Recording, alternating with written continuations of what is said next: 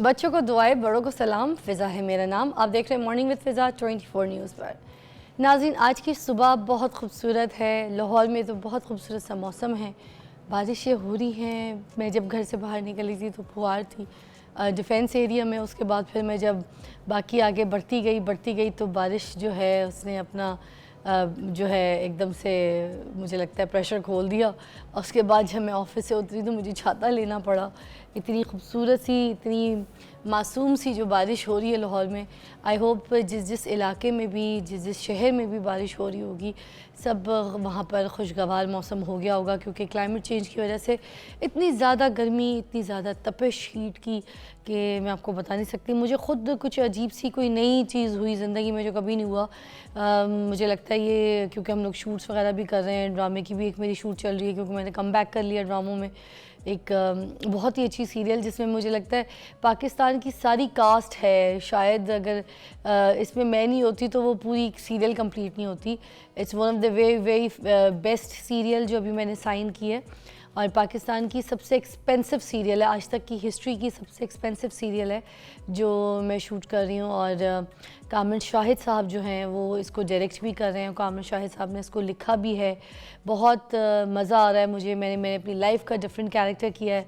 मुझे एज़ फ़िज़ा पहली मरतबा इस कैरेक्टर में इस तरह से देखेंगे, एंड आई लव इट। मतलब मैंने अपनी हिस्ट्री में जितना भी काम किया उनसे सबसे हट के after such a long time मेरे कम बैक पे एक अच्छी छाप होगी। I am waiting for it. दूसरा ये कि मैं कह रही थी कि गर्मी बहुत होती है, तो जैसे हम लोग अभी शूट पे थे तो वहाँ पर भी बहुत तपिश, गर्मी, ये वो ऑल दैट। फिर लोग जिस तरह से ऑफिस काम वगैरह के लिए भी जा रहे थे तो हीट ने बहुत ज़्यादा आपको जो है ना जकड़ा हुआ था।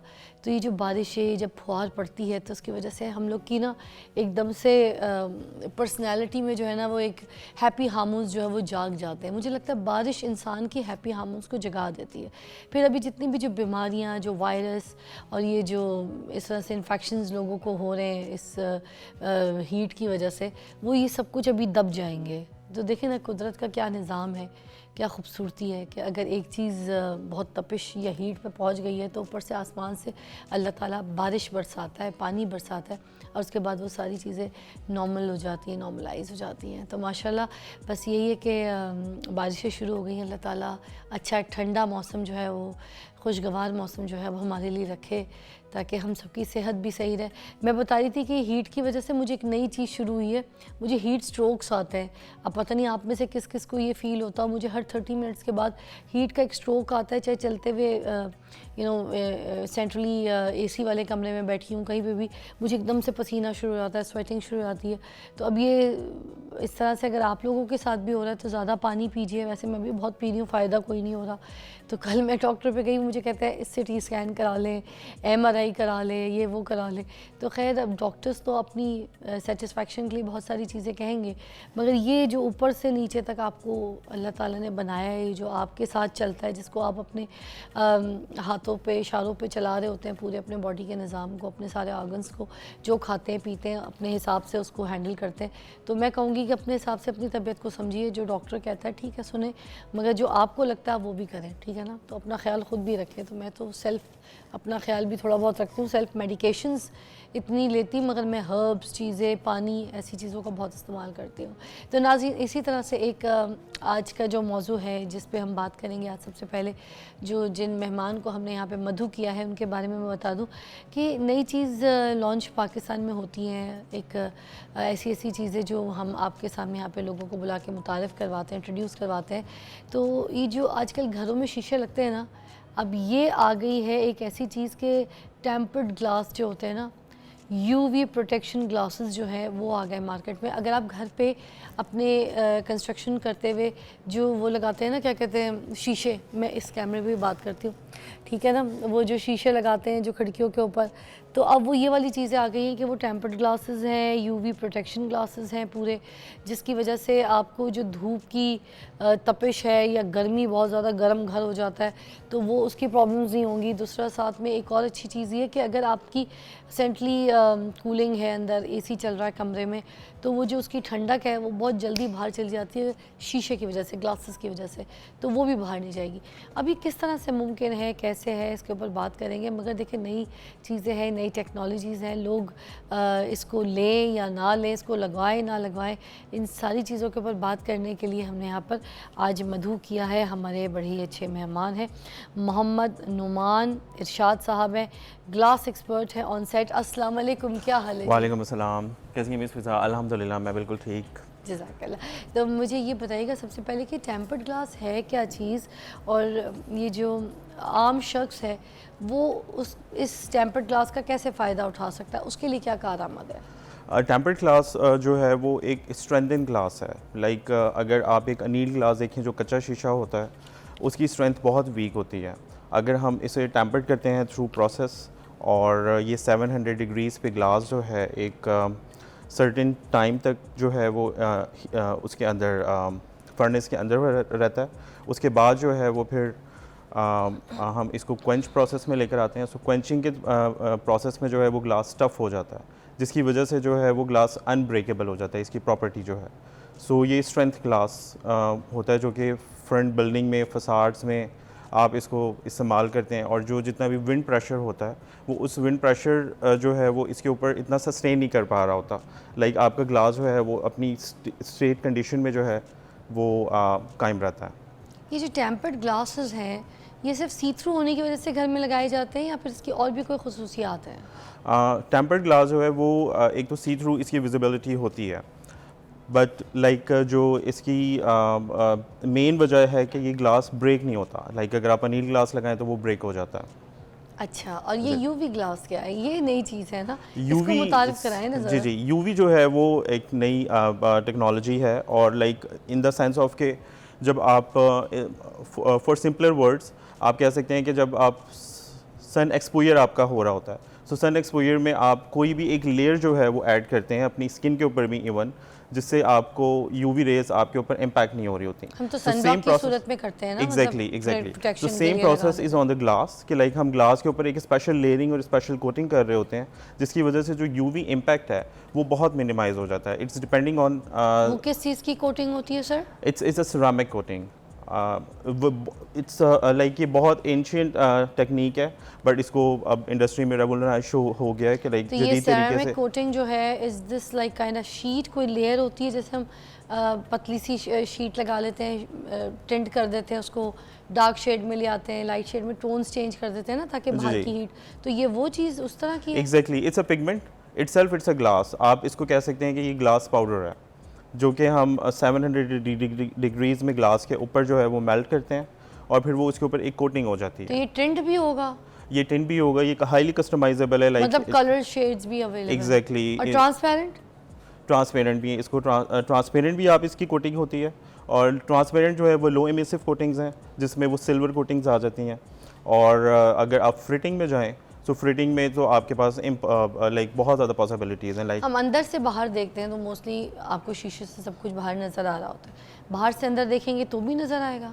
बाहर से अंदर जो है वो उसकी विजिबिलिटी 70% रिड्यूस हो जाती है। वो अच्छा। बहुत कम नज़र आता है, but it's a vice versa कि नाइट टाइम पे जो है वो इसका रिवर्स इम्पैक्ट होता है। अच्छा, ये हीट कंट्रोल भी है, इसके बारे में भी बता दीजिए ज़रा। हीट कंट्रोल कैसे कोई चीज़ है? हीट कंट्रोल मिस आजकल जो है वो सबसे ज़्यादा जो इशू है वो क्लाइमेट चेंज का है। और क्लाइमेट चेंज की वजह से जैसे आपने डिस्कस किया कि अभी थोड़ी देर पहले जैसे आपने बताया कि बारिशें होती हैं, सो वो एक जो जितने भी जाम्स हैं और जितने भी वायरल बैक्टीरियाज़ हैं वो अल्लाह की तरफ से सारे नीचे चले जाते हैं, and that's true. But like एक अभी न्यूली साइंटिफिक रिसर्च है कि लाइक जो करोड़ों साल पहले एंटार्कटिका में जो ग्लेशियर्स हैं वहाँ पे जो बैक्टीरियाज फ्रीज़ हुए हैं just because of climate change, वो बैक्टीरिया रिलीज़ हो रहे हैं इन द वाटर। और फिर वो जो जितनी भी फ़िशेज़ हैं, मछलियाँ हैं और जितने भी जानदार हैं समुद्री, वो उनके अंदर ट्रांसफ़र हो रहे हैं और जब वो इंसान खा रहे हैं सो वो उनके अंदर भी आ रहे हैं। So this is going to be like बहुत ज़्यादा डिज़ास्टर हो सकता है in upcoming days. So climate change जो है उसको हमें कंट्रोल करना जो है वो बहुत ज़रूरी है आज के टाइम पे। मैं सब अपने क्लाइंट्स को यही बात बताता हूँ कि लाइक जब हम छोटे होते थे तो उस टाइम पे जो लाहौर का टेम्परेचर था वो normally like not more than 30 और 32, डिग्रीज, बट लाइक अब अगर आप देखें तो 45 से प्लस हो रहा होता है। This is new normal for Lahore. और उसके बाद जो आपको फील आ रही होती है वो तकरीबन कोई 50 प्लस की फील आ रही होती है। सो अगर हम अभी सस्टेनेबल डिज़ाइन और सस्टेनेबल ग्लास की तरफ अपनी बिल्डिंग्स को मूव नहीं करेंगे तो आने वाले वक्तों में हमारे लिए जो एक सिचुएशन है वो बहुत ज़्यादा वर्स हो जाएगी। सो इस चीज़ को हमें समझना अभी बहुत ज़रूरी है।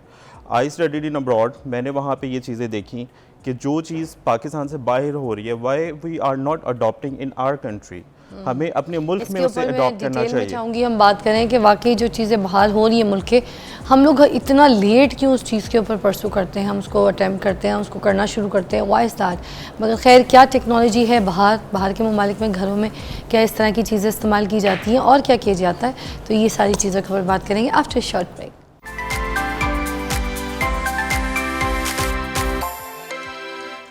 Welcome back, you watching morning with Fiza. और हम बात कर रहे हैं जो ग्लासेस होते हैं, टेम्पर्ड ग्लासेस होते हैं, उनको यूवी प्रोटेक्शन के साथ अब घरों पे लगाया जा रहा है। जितनी भी हीट्स हैं वो घर के अंदर नहीं आती हैं और इसी तरह से आपके जो घर हैं वो बड़े ठंडे रहते हैं। फिर एसी की ठंडक भी जो रूम में होती है वो बहुत जल्दी बाहर नहीं चली जाती। तो ये यूवी प्रोटेक्शन क्या है, ये जो शीट है, ये ग्लासेस हैं, इसके बारे में जानने के लिए आज हमने मधु किया नुमान साहब को, वो हमें डिटेल में बता रहे।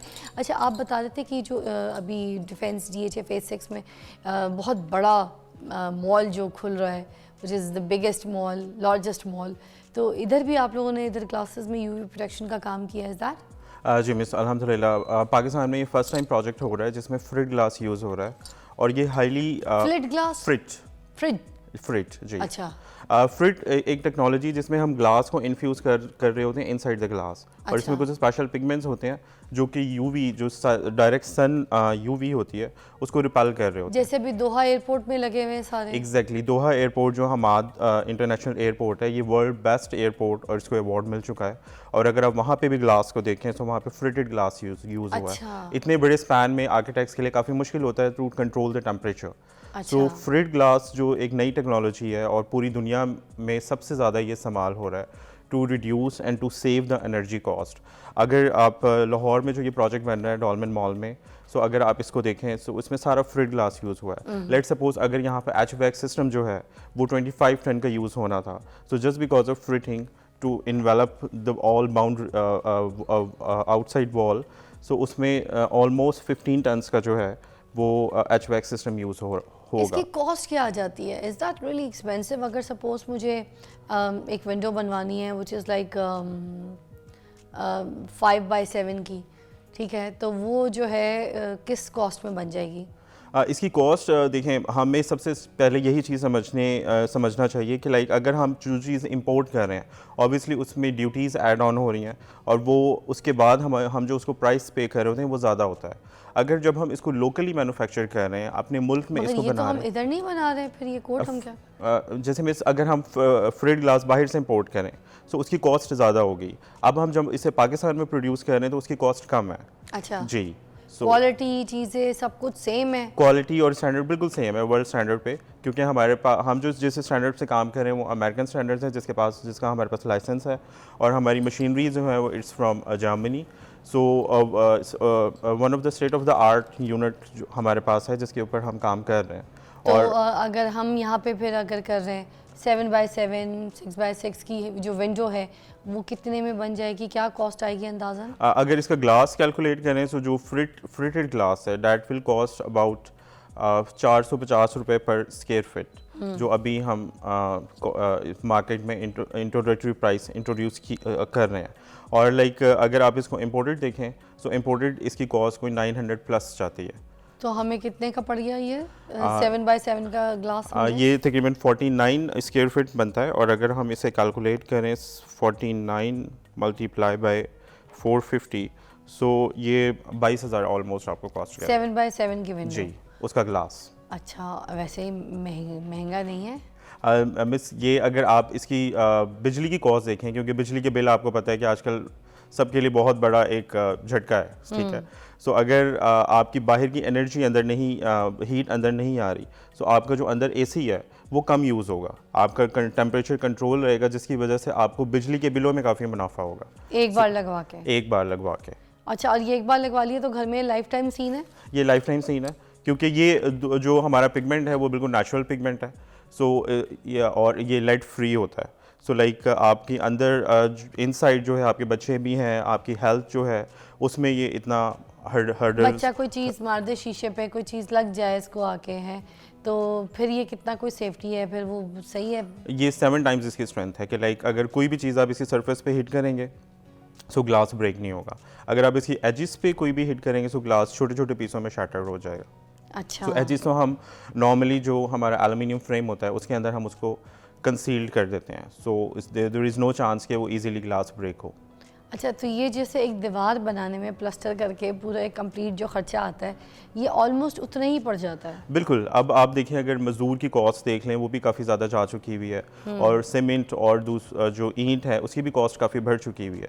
सो ग्लास, अब अगर आप फॉरेन कंट्रीज़ में देखें तो उनकी बिल्डिंग्स क्यों खूबसूरत लग रही होती हैं, वो जस्ट बिकॉज ऑफ ग्लास, क्योंकि वो ग्लास से रोशनी को अंदर आने यूटिलाइज करते हैं, आउटडोर का जो एटमॉस्फेयर है उसको यूटिलाइज करते हैं, चाहे बिल्कुल। अपने रेस्टोरेंट्स में हो, हॉस्पिटल्स में हो, घरों में हो। Exactly. They love to use the light, everything all together. और अगर आप जितना डे लाइट यूज़ कर रहे हैं तो आपका मूड उतना अच्छा होता है, और आपको लाइक जो बीमारियां हैं वो कम होती हैं, क्योंकि आप Exactly. एक डे लाइट से आप एक विटामिन डी जो डायरेक्ट सनलाइट है उसे विटामिन डी जो है आपकी बॉडी जो है एब्जॉर्ब सोर्स कर जो रही है होती वो मिल सकता है, जी। साथ में यूवी प्रोटेक्शन के साथ। ये भी Exactly. बड़ी बात है। हम अपने घरों को क्या करते हैं, कब्र बना देते हैं, बिल्कुल ऐसा कैद खाना बना देते हैं, ना रोशनी आ रही है ना जा रही है। मतलब मैं एक आपको बड़ी अहमकाना हरकत बताती हूँ पाकिस्तानियों की। हम पाकिस्तानी क्या करते हैं कि जब घर बनाते हैं ना, खिड़कियाँ बना लें, कुछ भी बना लें, उसके बाद जब इतनी जहाँ पे इतनी गर्मी होती हो शिद्दत, उसके बाद वहाँ पे स्वेट के पर्दे जाके, वेलवेट के पर्दे जाके डाल देते हैं, उसके पीछे भी जैकवार्ड लगवाते हैं कि धूप चीज़ें कुछ भी अंदर ना आए ना। इतना डार्क रूम बना लेते हैं, बट हम यूटिलाइज़ नहीं करते इस तरह का day light, vitamin D source की, फिर जो भी इस तरह का अच्छा है खूबसूरत बाहर की ग्रीनरी है, पौधे लगाएं, वो सब कुछ आपके घर के अंदर इतना खूबसूरत इम्पैक्ट करेंगे अगर आप अपने ग्लास के बाहर कोई ऐसी चीज़ें लगाएं, कोई झूले लगा लें, यू नो, कोई any thing which you just making greenery. तो बहुत ही अच्छा है, प्लांट्स तो बहुत ही लगाएं, ट्रीज़ लगाएं, तो वो सबका ग्रीन शेड आपके रूम में आएगा। वो शेडिंग से अपने घर को खूबसूरत इंटीरियर एक्सटीरियर करें। मगर ये जो हम पर्दे लगा के कबर बना लेते हैं और ये बिल्कुल एक डार्क रूम बना लेते हैं, डिप्रेशन का शिकार हो जाते हैं। अपने कमरे में जाएं तो डिप्रेशन का शिकार ना हो, रोशनदार कमरा हो। रात को जब सोने लगे आप, आपकी मर्ज़ी, आप जिस तरह से भी, मगर खैर रात को तो इतनी लाइट भी बाहर नहीं आती, जैकवाट की हमें चीज़ों की ज़रूरत नहीं पड़ती, मगर इतनी हीट गर्मी में हम इतने वो जो पर्दे ना महंगे वेलवेटों के लगाने से बेहतर है हम ये, मुझे लगता है कि शीशे लगवा लें यूवी प्रोटेक्शन के साथ, तो बेहतर होगा। Thank you so much Numan साहब, अच्छी चीज़ है, अच्छा काम कर रहे हैं, और मुझे खुशी बात यह है कि पाकिस्तान में तरक्की होना शुरू हो गई है, पाकिस्तान में काम हो रहा है। अच्छा, बाहर के ममालिक को आपने कंपेयर तो अच्छा किया, और भी कोई चीज़ ऐसी होती है जो हमारे पाकिस्तान में अभी ग्लास के ऊपर नहीं होती और हम अभी पीछे हैं, हमारे पास होनी चाहिए? जी, ग्लास देखिए, मैं कहता हूँ कि ग्लास इज़ फ्यूचर। लाइक अगर हमारे दादी और नाना नानी का दौर देखें, वो एक रेवोल्यूशन था बटन का, कि जब आप बटन दबाते थे तो पंखा चल जाता था, लाइट्स ऑन हो जाती थी। अब जो रेवोल्यूशन है वो टच है, और अगर आप देखें कि आपके मोबाइल स्क्रीन्स टच हैं, इवन तो आपके जो कार के पैनल्स हैं वो टच हैं। So this is sensor, and what's the technology behind it is glass. So अगर अब आप फ्यूचर को देखें और फ्यूचरिस्टिक मूवीज़ जो हैं उसमें जितनी भी हॉलीवुड जो डायरेक्टर्स हैं, they are focusing on the glass things. So glass में अभी आगे जाने के लिए बहुत कुछ है, क्योंकि अभी हम एक नई टेक्नोलॉजी पे और काम कर रहे हैं जो कि ग्लास ट्रांसपेरेंट सोलर पैनल्स हैं। लाइक अगर आप जिस रूम में उस ग्लास को लगाया हुआ है आपने, वहाँ से वो सोलर एनर्जी जो है वो आपकी स्टोर होगी बैटरीज़ में, और फिर वो कन्वर्ट हो जाएगी, यूटिलाइज़ हो जाएगी आपके उस रूम में फ़ैन्स और जो लाइट्स यूज़ होती हैं। वाह जी, ये बात अच्छी कही है ना। तो ये कब तक मुतारिफ हो जाएगा? ये इंशाल्लाह वी आर वर्किंग, और अल्लाह ताला इसमें कामयाबी दे। चलें फिर जैसे ही आपका ये काम लॉन्च होता है पाकिस्तान में हमें बताइएगा, ताकि हम अनाउंस करें, तो फिर इंशाल्लाह। इस चीज़ पे भी लोग ज़रा परस्यू करें। This is a good thing. ठीक है, इंशाल्लाह। Thank you so much, wish you best of luck, you doing a good job, और आप भी अपने घरों को खूबसूरत बनाइए यूवी प्रोटेक्शन के साथ। Will see you after break.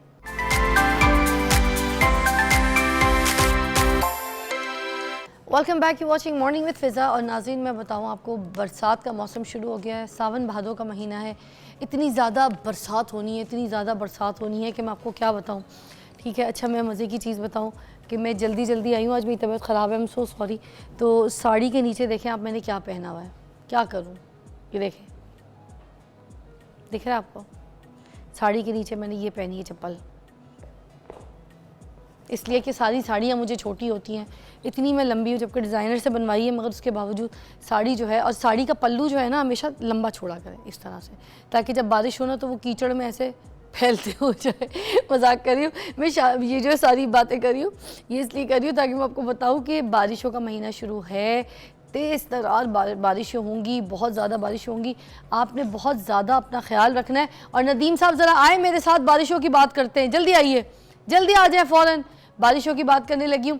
तो बारिशों में हमने अपना किस तरीके से ख्याल करना है, अपने घर का कैसे ख्याल रखना है, अपने बच्चों का कैसे ख्याल रखना है, ये मैं बताने नहीं लगी, मैं सिर्फ कुछ चीज़ें दोहराने लगी हूँ जिससे आपके कान में ना ऐसे भनक पड़ जाएगी और आपको पता चलेगा कि अच्छा किन किन चीज़ों की सेफ्टी हमने करनी है। क्योंकि सामने वाला कोई आपको बात कह देता है ना तो आप खासा ख्याल रखना शुरू कर देते हैं अपना उन चीज़ों के ऊपर, सेफ्टी जो पॉइंट्स होते हैं उनके ऊपर गौर करना शुरू कर देते हैं। छत की मुरम्मत बहुत अच्छी चीज़ है। छत की मुरम्मत जो है वो बरसात से पहले छत की मुकम्मल मुरम्मत करवा लिया कीजिए। ये जो छत टपकना शुरू हो जाती है, सीवरेज आ जाती है, ये सारी चीज़ें, ये सब कुछ ख़राब नहीं होगा। जहाँ जिस पॉइंट पे आपको लगता है कि नहीं ये कोना यहाँ पे सीवरेज छोड़ेगा, यहाँ से छत टपकेगी, ये गीली हो जाएगी छत आधा, फिर ये जो है ना पैच पड़ जाएगा, ये वो, उसकी वजह से पूरा वो फैलते फैलते पेंट जो है वो पूरे छत को ख़राब कर देती है। तो गीली छतें, ये सब कुछ जो है ना ये अपनी मुरम्मत करवा लीजिए अच्छी तरीके से, उसकी जो लीकेज है वो दूर करवाइए। ये बरसात से पहले बहुत इंपॉर्टेंट काम होता है। मैंने तो अपने घर पे करवा लिया, आपका मुझे पता नहीं, मैंने अभी रिसेंटली करवाया, कल मैंने अपने कारीगरों को पैसे दे के फ्री किया। ऑल्दो मुझे पहली मरतबा फ़ील हो रहा था कि जो हर चीज़ के रेट बढ़े, अब ये जो बेचारे मजदूर तबका है इनके भी वेजेस जो हैं वो बढ़ जाने चाहिए। तो मुझे बड़ा फ़ील हुआ, मैंने कहा कि जितने में मेरी जो डील हुई है इनके साथ, मैं ख़ुद उनको थोड़ा सा उससे ऊपर दे दूँ। पहले मैंने बहस की, फिर जो फाइनल मेरा एक रेट हुआ, फिर वो जो उसने बेचारे ने डिमांड की थी मैंने उसको वही दे दी। मैं ये सोच रही थी कि मज़दूरों को उसकी वेजेस उसी हिसाब से दे देनी चाहिए, जैसे बिजली बढ़ गई, चीज़ें बढ़ गई, सारा कुछ बढ़ गया, वो सब कुछ वैसे ही हो जाना चाहिए। नदीम साहब आते हैं, ज़रा बरसात पे बात करते हैं, आइए आइए। क्या हाल है? और आप देख रही हैं बाइक पे भीगता हुआ ऑफिस पहुंचा हूं और बारिश बड़ी तेज हो रही थी। क्यों इतना ज़्यादा?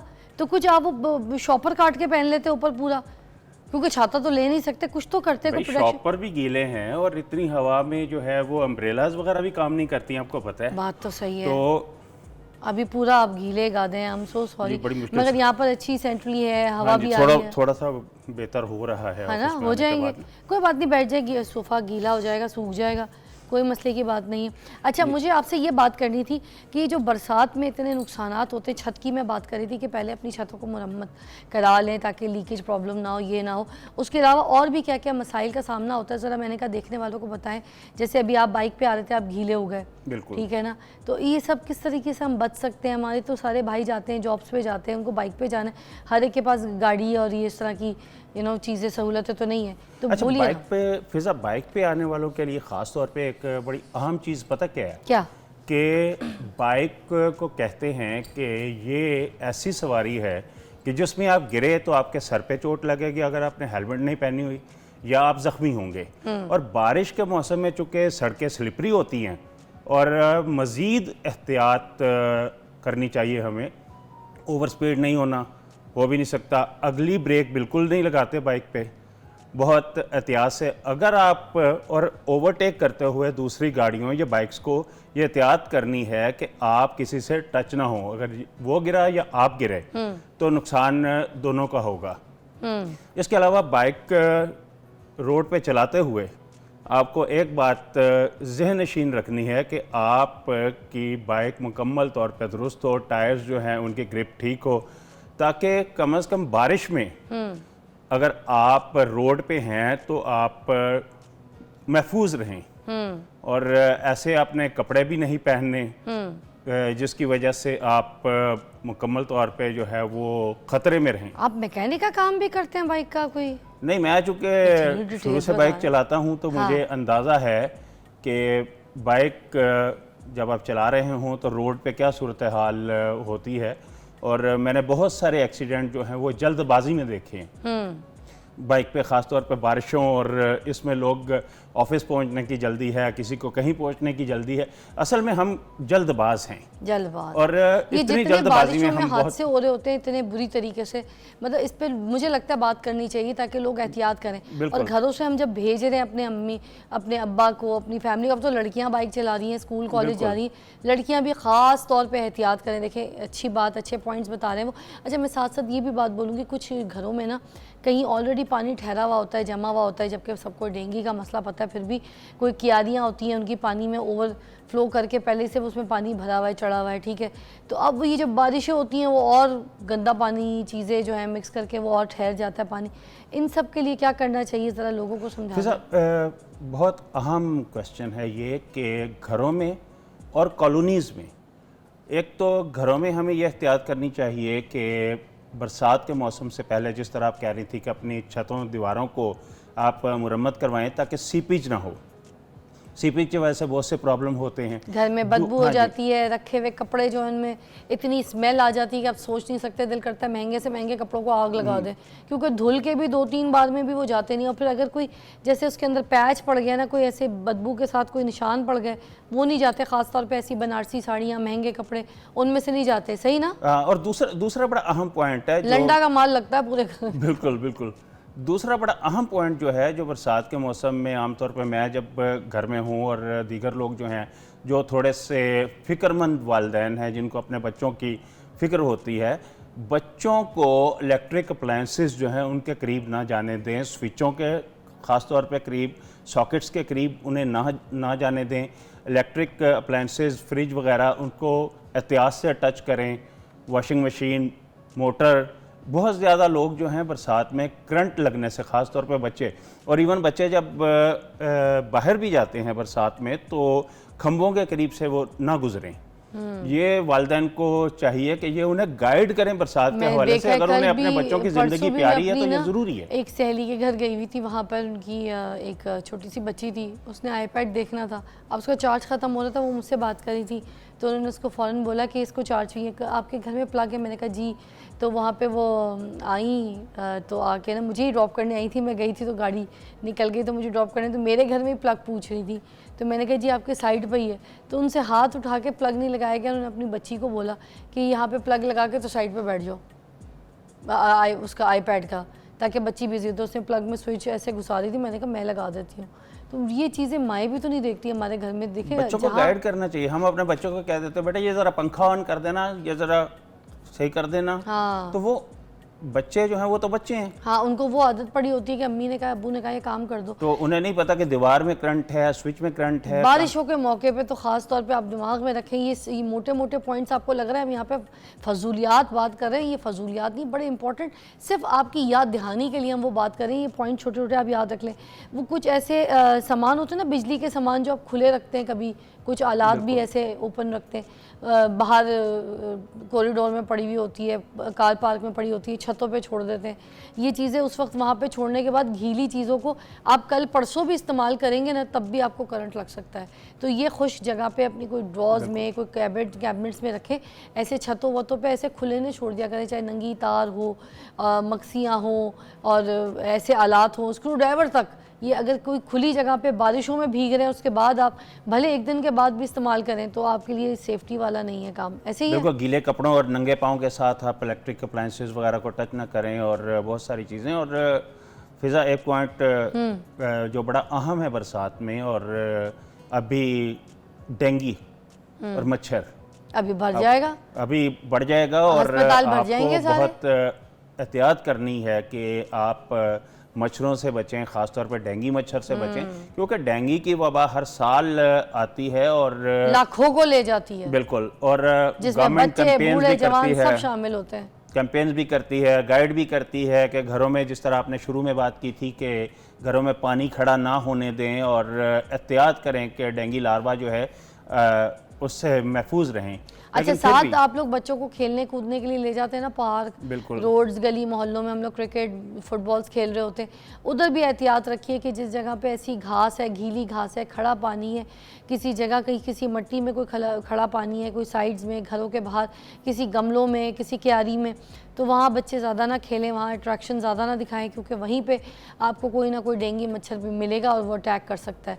तो यहाँ पे भी बहुत ख्याल रखना है, क्योंकि बारिश का मौसम देखते हैं तो हम रोडों पे निकल जाते हैं, पार्कों में निकल जाते हैं, पार्क्स भर जाते हैं, इसका ख़ास ख्याल रखिएगा। वाकई ये बात, इनका पॉइंट जो है टू बी नोटेड। अच्छा, एक और पॉइंट मुझे बहुत जी। याद आया, जो आमतौर पे मेरे साथ अक्सर होता है कि खुदारा जब बाइक्स वगैरह पे हम होते हैं सड़क पे, तो एक तो पानी सड़क पे जब खड़ा होता है तो बाज़ गाड़ियों वाले ये परवाह नहीं करते कि साथ वाला बंदा जो है वो उसने कपड़े पहने हुए या ऑफिस जा रहा है या वो कहीं अहम काम से जा रहा है, वो इतनी तेज़ी से गाड़ी गुजारते हैं फ़िज़ा उसके करीब से कि वो सारे का सारा छींटों से भर जाता है। इसके अलावा हम वो जो एक होता है बैक प्रोटेक्शन बाइक्स पे या रिक्शाज पे या वो नहीं लगाते, और आम तौर पे जब आप के आगे कोई इस किस्म की बाइक या रिक्शा या चीज़ गुजर जाए तो आप पूरे के पूरे जो हैं वो पेंट हो जाते हैं। ऐसे ही है।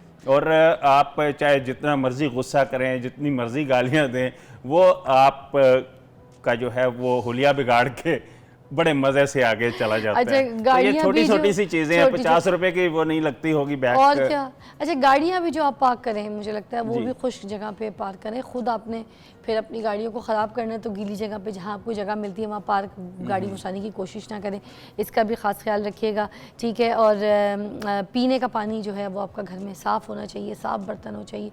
आपको लगता है कि दोबारा से इसको फ़िल्टर बॉयल करना है तो दोबारा कर लीजिए। खाने पीने की अशिया जो है वो बाहर की, इस तरह के बरसात के मौसम में बच्चों को बाहर से मत दिलाएं, मत खिलाएं।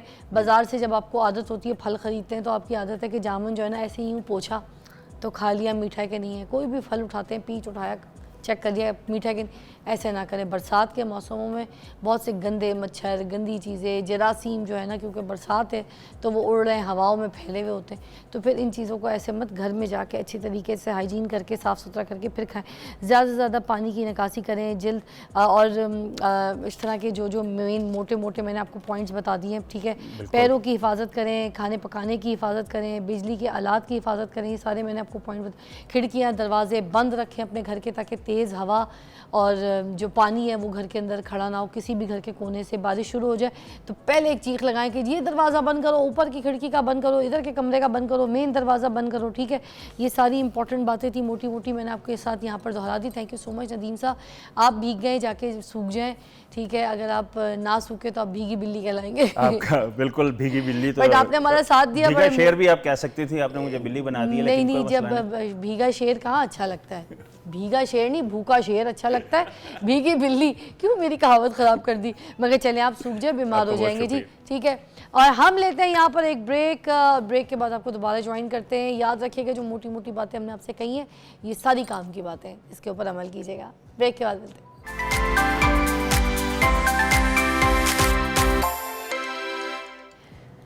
Welcome back, you watching morning with Fiza. और नाज़रीन, ये जी प्यारी सी हमारी एक रिपोर्टर हैं कोमल असलम, मैं चाहूँगी उनको मैं शामिल करूँ अपने प्रोग्राम में, क्योंकि बारिश हो रही है और वो बारिश में निकल गई है किसी खूबसूरत से पार्क में लाहौर में और हमें मौसम का हाल बताएंगी। कोमल असलम, अस्सलाम वालेकुम। वालेकुम अस्सलाम, कैसी हैं आप? ठीक ठाक हूँ, मगर वैसे एक बात है, दिखाइएगा ज़रा कोमल असलम को दिखाइएगा, मैं फिर बात करूँ। कोमल असलम ने इतना बड़ा जो छाता लिया हुआ है अपने सर पे, ठीक है। तुम तो अगर छोटा सा पौधा उगा भी हो ना, उसके नीचे भी पनाह ले सकती हो, कोई बारिश तुम्हें नहीं छेड़ेगी, नहीं छेड़ेगी। बिल्कुल ऐसे ही ऐसे ही। हाला जी, इतनी बड़ी तुमने छाता ली है जितनी बड़ी तुम नहीं हो, तुमने अपने वजूद से बड़ी छाता ली है। अगर ये तुम पे गिर गई ना तो फिर कुछ भी हो सकता है, सेफ्टी इम्पोर्टेंट। नहीं, कुछ भी नहीं होता, बिल्कुल ऐसे ही ऐसे। कोमल मुझे बताओ, जुगते तो मैं मारती रहूंगी तुमको, यहाँ पर कहीं पास में कोई तार लगा है? नहीं, ऐसा तो नहीं है। आय हाय, तो फिर बैठ के बात भी नहीं कर बिल्कुल सकते। ऐसा नहीं है। बिल्कुल ऐसे ही है। मैं तुमसे मौसम का हाल पूछ रही हूँ, तुम्हें जुगते मारी हूँ। अच्छा वैसे तुम अगर मेरे पास होती तुम्हें पता है मैं क्या करती, कितना प्यार करती। मैं तुम्हें यहाँ अपने मोढे पे बिठाती, इधर कंधे पे, हैं बैठ जाती, हाँ। बैठ जी, जाती। जी। नहीं बैठ नहीं सकती थी, नहीं बैठ सकती थी। ले जिस तरह से तुम्हारा छोटी सी मासूम सी तुम हो तो मेरे कंधे पे आराम से बैठ सकती थी। मगर हाँ ये ज़रूरी है कि तुम गारंटी देती कि कुछ करना नहीं था तुमने। अच्छा चलो मुझे बताओ कहाँ पे खड़ी हो तुम, इतनी खूबसूरत हरियाली, ग्रीनरी, प्यारा पार्क, कौन सा पार्क है, किधर हो लाहौर में? जी बिल्कुल फिजा, अगर मैं आपको सूरत हाल दिखाऊं तो ये देखें, ये है लाहौर का PHA पार्क और यहाँ पर बारिश भी हल्की हल्की हो रही है और खूबसूरत सा समा है। और जब आपको भी पता है कि लाहौर में बारिश बरसे और जब रंग बिरंगे फूलों के साथ साथ अगर दरख्तों की बात की जाए तो जब बारिश के कतरे बिल्कुल दरख्तों, पत्तों और इंसानों पर पड़ते हैं तो हर कोई जो है वो कोशिश करता है कि बारिश को एंजॉय करे, लेकिन थोड़ी सी एहतियात को भी यकीनी बनाए। बिल्कुल इसी तरीके से जो है वो लाहौर के शहरी भी लाहौर की फिजाओं को एंजॉय कर रहे हैं। मुख्तलिफ पार्कों में हम देख रहे हैं कि बारिश के कतरे जैसे ही रंग बिरंगे फूलों और दरख्तों पर पड़ते हैं तो यूं फील होता है कि जैसे शबनम के कतरे गिर रहे हैं और बहुत ही खूबसूरत सा समा पेश कर रहे हैं। बिल्कुल इसी तरीके से लाहौरियों को कहा जा रहा है कि आज थोड़ी सी एहतियात करें क्योंकि बादल आज लाहौर का घेराव कर लिया है और इसी के साथ साथ लाहौर की फिजाओं को एंजॉय करें, लेकिन अपनी एहतियात को भी यकीनी बनाएं क्योंकि जैसे ही बारिश बरसती है तो फिजा आपको भी पता है रोड्स काफी ज्यादा स्लिपरी हो जाते हैं और हमारे लाहौर ये मन चले हैं, एंजॉय करते हैं और बेहतियाती को यकीनी बना लेते हैं और फिर किसी ना किसी हादसे से दो चार हो जाते हैं। तो इस सारी सूरत हाल से निपटने के लिए वासा हुकाम को भी अलर्ट रहने के हवाले से हिदायत कर दी गई हैं क्योंकि शहर लाहौर में चंद बूंदें बरसती हैं तो बहुत से लोगों के लिए ये अब्रे रहमत अब्रे जहमत भी बन जाती है। तो इस सूरत हाल से निपटने के लिए वासा हुकाम को भी अलर्ट कर दिया गया है। दूसरी जानिब शहरियों को भी एहतियात बरतने के हवाले से ताकीद की जा रही है और साथ ही साथ ये भी कहा जा रहा है कि लाहौर की फिजाओं को एंजॉय जरूर करें लेकिन एहतियात को यकीनी बनाते हुए। लाहौरियों को ये भी कहा जा रहा है कि बारिश का ये सिस्टम यानी कि ये मानसून का 5वां सिस्टम है और ये आइंदा 25 जुलाई तक लाहौर के मुख्तलिफ मकामात पर कहीं हल्का कहीं तेज बरसेगा। कोमल मेरी भी सुन लो, पाकिस्तान में मुझे भी इसी चीज के पैसे मिलते हैं बोलने के। मेरी बात तो सुनो, सवाल तो करने दो मुझे तुमसे। मुझे बताओ लाहौरियों के लिए कोई ऐसी बात बताओ कि कौन कौन से ऐसे स्पॉट्स हैं, कौन कौन से ऐसे पार्क्स हैं जहाँ पर सेफ्टी भी है, सफाई भी है, खूबसूरती भी है। अभी मौसम अच्छा है, आज हमारे जो घर में बच्चे वगैरह हैं ना उनको लेके ये फैमिलीज़ जो है बाहर निकलें, ठीक है, तो कहाँ एंजॉय कर सकते हैं, स्पॉट्स बता दें स्पेशली लाहौर के मौसम के हिसाब से। जी बिल्कुल, जैसा कि आपको पता है कि लाहौर वैसे ही बागों का शहर है और बागों के शहर में मुख्तलिफ मकामात मौजूद है और ऐसे मकामात जो कि ख़ास तौर पे फैमिलीज़ के लिए हैं। आप जोलो पार्क जा सकते हैं, सफारी बहुत वसी और अरीज रकबे पर फैला हुआ है, वहाँ पर भी सेफ्टी इंतजामात मुकम्मल हैं। लाहौर का चिड़ियाघर सफारी ये वाले सफारी की बात करिए ना लाहौरियन कोमल सफारी ये वाला जो अभी नया बिल्कुल उसको सही तरीके से बनाया गया है जहाँ पे जानवर खुले छोड़ दिए, गाड़ी के अंदर जाते हैं तो सारे शेर वगैरह बाहर जो है ना वो हमें ऐसे दिख रहे होते हैं, वो जो है नेट वाली गाड़ी के अंदर लेके जाते हैं, ऐसे ही है, ग्रिल लगी हुई होती है। बिल्कुल ऐसा ही है, मैं उसी सफारी की बात कर रही हूँ, खास तौर पे वहाँ पे अब तो नाइट सफारी का भी आगाज हो चुका है और नाइट सफारी में इतना अच्छा व्यू होता है और ऐसे बारिश हो और आप शेरों को फीड करवा रहे हो तो यकीनी तौर पर ये सूरत हाल बहुत ही खूबसूरत सी नजर आती है। नाइट सफारी भी शुरू हो गई है, स्पॉट है जब बारिश हो। ठीक है, थैंक यू सो मच कोमल, आपने हमें कुछ स्पॉट्स भी बताए। मैं तो चली सफारी, अपनी बेटी को पिक करती हूँ अभी घर से, और आपने मुझे नाइट सफारी भी, तो अभी से सफ़र शुरू होगा और रात तक मैं नाइट सफारी भी इंजॉय करूँगी और शेरों से करूँगी दोस्ती वहाँ जाके। आप लोग भी, मौसम बहुत खूबसूरत है, अपने अपने बच्चों के साथ यहाँ पर पहले तो पकौड़े बनाइए, पकौड़े खाइए, ठीक है, बारिश का मौसम इंजॉय कीजिए, खूबसूरत खूबसूरत गाने गुनगुनाइए, ठीक है, अपना ख्याल रखिए और एक छोटी सी ब्रेक लीजिए। ब्रेक के बाद मिलते हैं।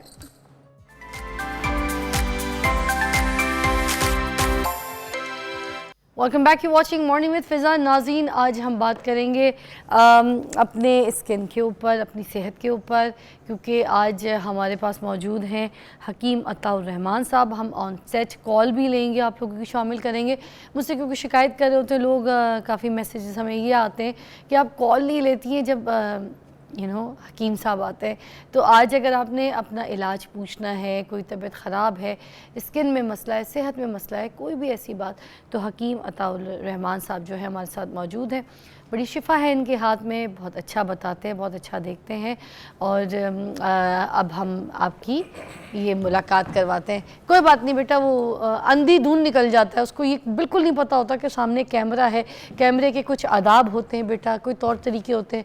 मैं बोल रही हूँ, सामने से लंग गए हो एमी हैं, अब जाओ फट्टे थल्ले आ जाओ। अस्सलाम वालेकुम, क्या हाल है? जी वालेकुम सलाम रहमतुल्लाह जी, अल्हम्दुलिल्लाह आप खैरियत से हैं? ठीक ठाक। आपने काफ़ी टाइम के बाद हमें ज्वाइन किया है। क्यों इतने दिन कहाँ थे आप? बस कुछ मसरूफियत रही है। अच्छा। जी जी। बहुत लोग पेशेंट्स इलाज इधर उधर कहीं ना कहीं ट्रैवल कर रहे होते हैं, जा जी, रहे होते हैं बिल्कुल, अपने पेशेंट्स को ऐसे, देखने के लिए। जी, जी। दूर दूर दराज लोग आपको बुलाते हैं, मैं ऐसी, देखा ऐसी, अल्हम्दुलिल्लाह है ना जी? जी। तो बड़ी शिफा है आपके हाथ में, बड़ा अच्छा नेक काम कर रहे हैं। तो आज अब हम बात करेंगे हार्ट के ऊपर, दिल को मजबूत करने की कोई ऐसी आप हमें चीज़ें बता दें जो मुझे लगता है हम खाएं और हमारा जो दिल है ना वो बड़ा मजबूत हो जाए। फिर उसके बाद हम शरबतों की तरफ चलते हैं। बिल्कुल जी। बिस्मिल्लाहिर्रहमानिर्रहीम। दिल हमारा एक मेन ऑर्गन है जो हमारी बॉडी के अंदर जो है ना ब्लड सर्कुलेशन के लिए बड़ी अल्लाह पाक ने ज़बरदस्त एक ऑर्गन बनाया है। और दिल का जो इशू आजकल चल रहा है, इसका एंजाइटी से भी ताल्लुक़ है, आर्टरीज़ के ब्लॉकेज से भी ताल्लुक़ है, लिपिड्स लेवल बॉडी में बढ़ते हैं तो स्टेनोसिस के इश्यूज़ होते हैं, वेन्स ब्लॉक होती हैं, तो ये तमाम इश्यूज़ जो है ना दिल के अमराज में आते हैं। अच्छा। लेकिन आजकल एक कॉमन इशू है कि मस्कुलर डिसऑर्डर्स के हार्ट के जो दिल के पट्टे हैं वीक हो जाते हैं, जिससे हार्ट बीट तेज़ होती है, सफोकेशन होती है और एक इंसान ऐसे महसूस होता है जैसे एक दिल डूबा डूबा है। तो उसमें हमारे आका अलैहिस्सलाम की मरगूब ग़िज़ाओं में, सब्जियों में कद्दू उन्हें बड़ा पसंद था। अच्छा। तो कद्दू डायरेक्ट दिल के पट्टों को ताकत देता है। वाह जी। तो जो लोग ये समझते हैं कि उनका दिल और उनके दिल के जो उज़लात हैं वो वीक हैं, पैल्पिटेशंस के इश्यूज़ हैं या ड्राइनेस खुशी की वजह से कोई और उसमें सिम्टम पाई जाती है, तो वो कद्दू का इस्तेमाल कसरत से करें। और दूसरी अहम चीज़, हमारे तिब के अंदर एक बही का मुरब्बा है जिसका हदीस में भी रेफरेंस मिलता है, जिसको हम सफ़रजल कहते हैं। सफ़रजल, ये मुरब्बा इस्तेमाल करने से जो लोग समझते हैं कि उनका दिल कमज़ोर है और बाज़ औक़ात ये होता है कि आप कोई भी खुशी गमी की खबर है वो फौरी बर्दाश्त नहीं कर पाते, बाज़ औक़ात आपके अंदर स्टमक के अंदर बहुत ज़्यादा एसिडिटी बनने से जब तबखीर के इश्यूज़ होते हैं, गैस दिल की तरफ जाती है तो वो गैस भी नहीं बर्दाश्त कर सकता। अच्छा। हार्ट फ्लैशेस के इश्यूज़ होते हैं, तो उसमें सफ़रजल के इस्तेमाल से अल्हम्दुलिल्लाह आप इस बीमारी से बच सकते हैं। Thank you so much. अच्छा, शाजिया की हमारे पास क्योंकि कॉल थी ब्रेक में कराची से, उन्होंने ख़ास पूछा था कि जब आपके प्रोग्राम में आज आप बात करें किसी भी चीज़ पे कोई इलाज लें तो आपने ख़ास तौर पे इसका नुस्खा पूछना है कि दिल को मजबूत कैसे कर सकते हैं। तो आई एम श्योर शाजिया आपको जवाब मिल गया होगा। अब हम चलते हैं मौजू की तरफ। ये जो मशरूबात होते हैं हम घर पे इस्तेमाल करते हैं, संदल का शरबत हो गया, बादाम का अर्क निकाल के उसका शरबत हो गया, या फिर इस तरह की बहुत सी ऐसी चीज़ें मिल रही होती हैं, संदूरी का शरबत हो गया। तो ये सारे जो शरबत हैं, मशरूबात हैं, क्या ये हेल्दी होते हैं, कारआमद होते हैं, हमें पीने चाहिए, इनका इस्तेमाल कैसे है? इन सारे जो है ना ये सवालों का जवाब आज आपने हमारे शो पे देना है। सबसे पहले तो बता दें कि क्या ये शरबत इस्तेमाल कर सकते हैं ये जो बाज़ार में हमें मिलते हैं? जी देखें, शरबत हमारे तिब के अंदर मुफर्रे टॉनिक है।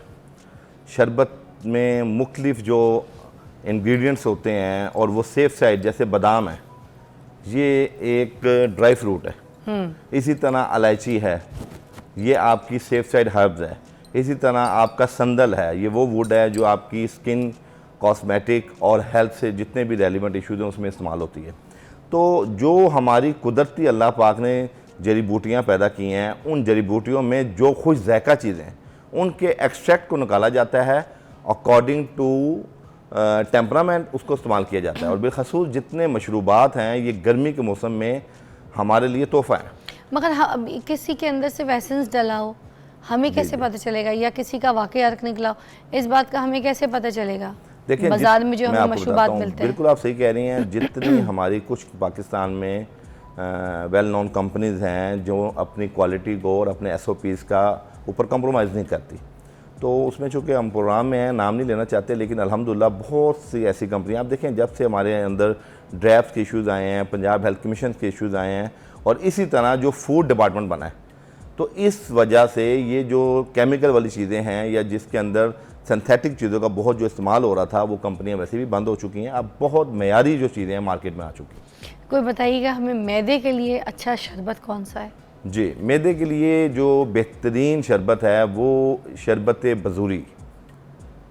शरबत बजूरी हमारी तिब के अंदर 8-10 जड़ी बूटियों का मुरक्कब है, उसका एक्सट्रैक्ट है, जिसके अंदर कासनी भी है, बरंजासिफ भी है, जिसके अंदर ये सौंफ है, सौंफ के यानी इस किस्म की मुख्तलिफ जड़ी बूटियों का एक्सट्रैक्ट है।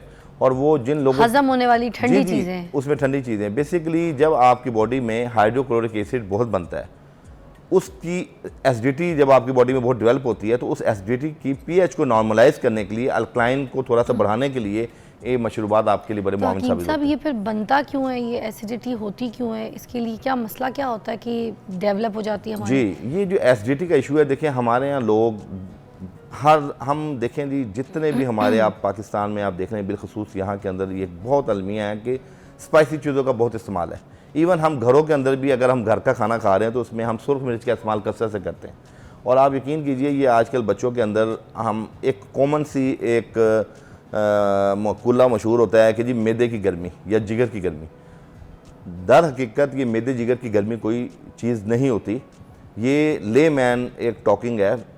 हकीकत में आपकी बॉडी के अंदर जब हाइड्रोक्लोरिक एसिड एक्सेस बन रहा होता है तो स्टमक की जो लेयर होती है उसके ऊपर कट्स पड़ना शुरू हो जाते हैं और वहाँ पे आपके अंदर ये जिसको हम कहते हैं डिस्पेप्सिया, सबसे पहले डिस्पेप्सिया कॉज करता है। उसके बाद फिर ये चीज़ कॉम्प्लिकेशन में जाके peptic ulcer, gastric ulcer, duodenal ulcer और ये मुख्तलिफ मसाइल पैदा होते हैं। वैसे एक बात आगे बढ़ाऊंगी कि वाकई सही बिल्कुल दुरुस्त बजा फरमाया है हकीम साहब ने कि किचन में पड़े हुए जितने भी हर्ब्स हैं, चाहे दालचीनी से लेके बड़ी इलायची से लेके छोटी इलायची, ये सारे हर्ब्स आपके लिए अच्छे हैं। चाहे साबुत धनिया हो गया, ठीक है, हल्दी बहुत अच्छी है, हर सारे मसाले। मगर ये जो किचन में पड़ा हुआ ये वाला लाल मिर्चों का जो पाउडर है ना, ये सिर्फ अपनी ज़िंदगी से निकाल के देखिए आपकी ज़िंदगी कितनी सुकून में। अभी बहुत ज़्यादा आप देखें 80% बल्कि 80 से ज़्यादा परसेंटेज लोग जो हैं उसमें मैदे के शिकार मरीज़ हैं। वो इस वजह से क्योंकि उनके किचन में जीनत बना के रख दिया गया है इस लाल मिर्चों के पाउडर को। मेरे घर में मुझे लगता है 13-14 साल हो गए, मेरे घर में कोई लाल मिर्चों का पाउडर ना मैंने देखा है, ना मेरे किचन में कोई रखता है, ना कोई बनाता है। और यकीन कीजिए कि हांडी ज़्यादा मज़े की बनती है अगर आप उसको, क्योंकि अदरक में भी एक मेरा टेस्ट होता है, अगर आप अदरक भी ज़्यादा इस्तेमाल करें तो अच्छी चीज़ है, वो उसकी कोई साइड इफ़ेक्ट्स नहीं है, वो अच्छी चीज़ है। अदरक के साथ आप हरी मिर्चों को मिक्स करके कूटिए, उसी के अंदर काली मिर्चें भी अच्छी तरीके से कूटिए। इतनी तेज़ वो धार वाली मिर्चें आपको मसाले में, सालन में देगा कि आपको मज़ा आ जाएगा। लाल मिर्चें हटा दें ज़िंदगी से। एक कॉलर शामिल करते हैं। अस्सलाम वालेकुम कॉलर। अस्सलाम वालेकुम। वालेकुम सलाम जी। जी क्या हाल है जी, कौन बोल रहे हैं? अशरफ अली बात कर रहा हूँ जी। जी अशरफ अली, क्या कहेंगे, क्या पूछेंगे? मैं हकीम साहब से एक मसला है कि वो पूछना चाहता हूँ कि मेरा दिल बहुत कमज़ोर है इस हवाले से कि मुझे कोई भी जो तेज़ साउंड है ना, मुझे वो लगता है कि जब मैं सुनूं तो मैं डर जाता हूँ। यानी थोड़ी सी भी तेज़ साउंड हो, कोई ऊंचा बोले, कोई दरवाज़ा ज़ोर से बंद हो जाए तो मुझे डर, मतलब बिल्कुल ऐसे खौफ पैदा हो जाता है और दिल धड़कने लग जाता है। तो इसमें क्या कर सकते हैं? अभी आपको जवाब देते हैं, जी बताइए। जी मोहतरम अशरफ साहब, आपके यही अभी जिक्र हो रहा था थोड़ी देर कबल के दिल के पट्टे कमज़ोर हैं, मसल्स वीक हैं। इसके अंदर मुरब्बा बही का आप इस्तेमाल करें और दूसरा सुबह नाश्ते में आप 11 बादाम और 11 अदद किशमिश और 7 अदद काली मिर्च को चबा चबा के इस्तेमाल करें। इसके ऊपर आपने जो नाश्ता करना वो नाश्ता करें, तो इससे आपके दिल के पट्टों को ताकत मिलेगी, आपको एनर्जी मिलेगी और जो न्यूट्रिशन डेफिशिएंसी है वो आपकी दूर होगी। और इसके अलावा एक चीज़ और, आप अपने खुराक में काले चनों का इस्तेमाल कसरत से करें। हफ्ते में 1 या 2 दिन काले चनों का शोरबा या काले चनों की गुगनी या काले चनों की चाट बना के आप इस्तेमाल करें, उससे आपके दिल के पट्टों को तक़वियत होगी और इंशाल्लाह आपका ये जो कमज़ोरी वाला अर्ज़ा है कि शोर से और टेंशन से आपका दिल एकदम डर जाता है, ये मामला बेहतर हो जाएंगे। बहुत आला। एक और कॉल है, शामिल करेंगे। जी अस्सलाम वालेकुम। टीवी का वॉल्यूम बेटा कम कर दीजिएगा, मुझे आपकी आवाज़ आएगी, सवाल पूछ सकेंगी आप। जी क्या कहेंगी?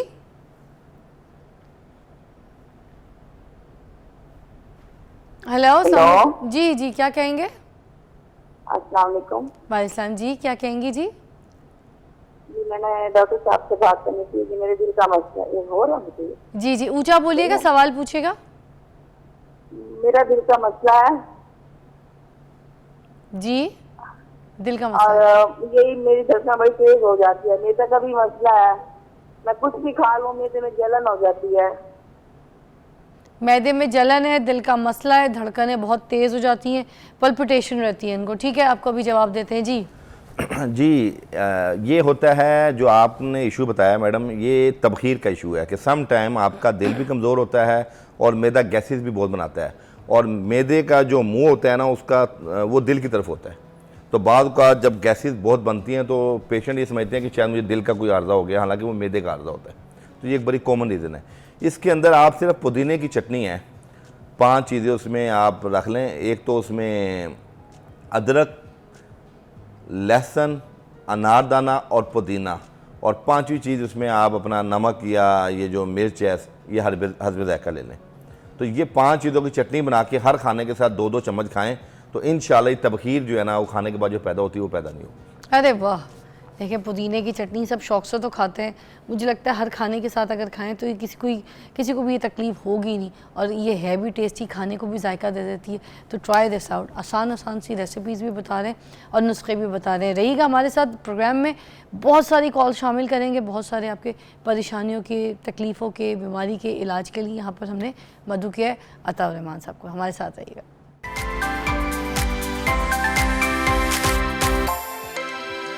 Welcome back, you watching morning with Fiza. और अताउर रहमान साहब जो हैं, हकीम साहब, आज हमें बताएंगे सारे मुरब्बों के बारे में और मशरूबात के बारे में, जो शरबत बाज़ार में मिल रहे होते हैं, हम पी रहे होते हैं, मगर उसके फ़वाइद क्या है ये हमें पता कोई नहीं होता। तो जो फ़वाइद का अगर पता चल जाए तो उसी हिसाब से वो शरबत हम पिए। तो वो देखें सामने कितने सारे शरबत और कितने सारे मुरब्बे लेके सामने हैं अताउर रहमान साहब, और मैं उनकी तरफ चलती हूँ। ये देखें, आ जाए। अब हम पूछते जाएंगे और आप हमें बताते जाएंगे, और मैं आप लोगों के सामने यहाँ पर टेस्ट करके बताऊंगी कि कौन सा मुरब्बा किस हिसाब से है, कैसा है, कैसा नहीं। सबसे पहले उनाब का मुझे बताएं, उनाब का भी तो शरबत होता है। उनाब का शरबत बिल्कुल होता है। ये वो किस लिए होता है? उनाब बेसिकली जो है ना, ये हम लोग ये देते हैं, ये उनाब का शरबत है जी। हाँ, ये उनाब का शरबत। अच्छा, ठीक है। ये बेसिकली हमारे बुजुर्ग भी और पुराने जो कोहना तिब्बा थे, जब ये बच्चों के अंदर चेहरों पे दाने निकलते थे, खारिश की इश्यूज होते थे, एलर्जी होती थी, तो उसमें उनाब का शरबत बेहतरीन चीज़ है बच्चों के लिए। हाँ, बच्चों के लिए भी, बड़ों के लिए भी। बड़ों के लिए हाँ, और फिर ये जिन लोगों के हाथ पाँव जलते हैं, हार्ट फ्लैशेज होते हैं, उसमें उनाब का शरबत बेहतरीन चीज़ है। अच्छा, फिर ये बुखारों के अंदर भी बड़ा कामयाब है। मुझे चकाए ना फिर। जी प्लीज़। चकती जाऊँ साथ साथ इसमें। ये देखें जी,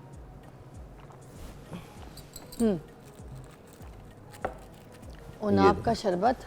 ये उनाब का ऐसे शरबत डाल दे बने भले। चलें जी, पानी डालना इसमें। कितना पानी डाल दूं? थोड़ा बस ये थोड़ा ताकि सा डाल टेस्ट कर दें। सकूं। जी जी बिल्कुल। ओके। ये आप पिए, इसका जायका भी देखें बेहतरीन है, और आपको पीने के तो बाद बच्चे कड़वा वड़वा तो नहीं कि इस तरह बच्चे बोले कि ये क्या? नहीं नहीं नहीं, इसको मीठा किया हुआ है, इसको मीठा किया हुआ है, जायका भी ठीक है इसको। अच्छा है। हाँ, जायका बच्चे पी शहद सकते शहद जैसा है। शहद जैसे, जाहिर बात है उसको में शीरा डाल के थोड़ा मीठा भी किया जाता है ताकि बच्चे पी लें, चूँकि ये उनाब दर हकीकत करवाहट इसमें होती है। नॉट बैड, मजे का। जी जी, जायका अच्छा है इसका। अच्छा, इसके अलावा जी अंजबार का।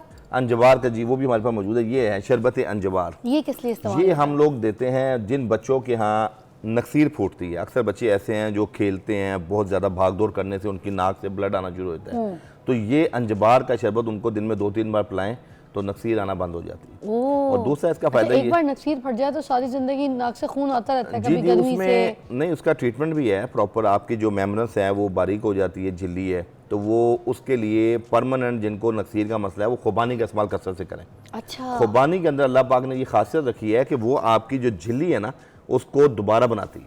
ओह, ये अल्लाह ने हर फल, हर सब्जी, हर अनाज में अल्लाह ने बड़ी बड़ी जो है ना कीमती उसकी फजीलत रखी है। अच्छा। तो ये जो है अंजबार भी फौरी तौर पे एक्यूट जो आपके नक्सीर के इशूज़ हैं उसको रेक्टिफाई करता है। अंजबार का दूसरा बड़ा फ़ायदा ये है कि ख़वातीन के अंदर एक्सेस ब्लीडिंग होती है, तो मेनोरेजिया की, अच्छा। उस ब्लीडिंग को भी ये रोकता है। अंजबार। पूरी बॉडी में कहीं भी एक्सेस ब्लीडिंग हो रही हो किसी भी मर्ज में, तो शरबत अंजबार एस्ट्रेंजेंट प्रॉपर्टीज रखता है, सर्जिकल ब्लीडिंग भी कोई हो तो उसके ऑब्वियसली हिसाब से बिल्कुल भी अंजबार। बेहतरीन चीज़ है। अच्छा, यानी आप ये देखें, एलोपैथिक में अक्सर वो कैप्सूल देते हैं ट्रांजामेंट, जी, और ट्रांजामेंट कैप्सूल भी ले लें पेशेंट को और ये भी इस्तेमाल करवा लें, इसका रिजल्ट आपको पहले मिलेगा। अरे वाह, जबार का शरबत, जबार के अंदर अल्लाह ने काम की बहुत चीज़ जो है ना देखें। शिफा रखी है। अल्लाह ताला सबको अपनी सेहत में हिफ्ज़ मान में रखे, मगर देखें फिर भी अंजबार का शरबत जो है इन्होंने बताया कि इट्स वेरी कारआमद। अच्छा, उसके अलावा आलू बुखारे का एक शरबत होता था, अगर आपके पास पड़ा है जी तो मौजूद देखिए, है हमारे वरना पास। ये देखें जी, इत्तेफाक से आप आप सारे शरबत इमली आलू बुखारे का शरबत, ये